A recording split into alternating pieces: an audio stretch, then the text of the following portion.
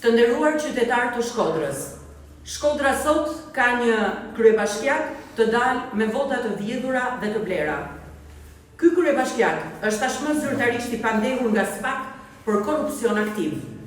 Benet Beci nuk duhet të qëndrojë më as edhe një ditë në krye të Bashkisë Shkodër, por të ikë me turp së bashku me berberin e rrugëve si ortak të Belinda Ballukut, tashmë të gjithë të pandehur nga SPAK. Por Beneti SPAK-ut sillet si sundimtar mbi ligjin, i mbrojtur nga heshtja, propaganda dhe pushteti kriminal që ka patur dhe ka. 700 milion lekë të zhdukura nga taksat e qytetarëve, kur Beneti i SPAK-ut mbante pozicionin e administratorit të kesh.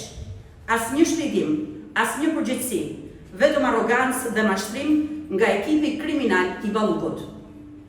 Kjo nuk është as pak një akuzë politike, por është një krim i kryer nga një grup kriminal, pjesë të cilit është provuar tashmë të jetë edhe Benet Beci, një grup që ka vjedhur taksat e shqiptarëve.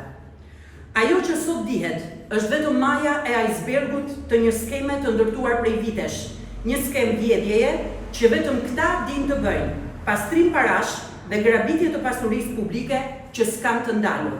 Partia Demokratike e Shkodrës i bën thirrje publike drejtuesit të ri të SPAK, zotit Klodian Braho, të nisë hetimin për mashtrim dhe fshehje pasurie, jo si deri tani me heshtje. Hetimi deri në themel për Benet Becin është një domosdoshmëri.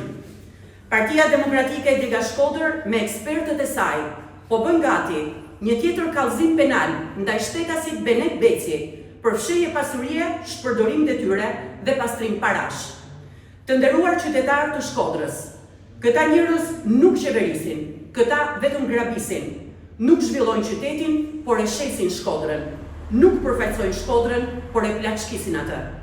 Shkodra nuk është pronë private, Shkodra nuk është bankomat i korrupsionit, Shkodra do drejtësi dhe drejtësia po vjen. Faleminderit.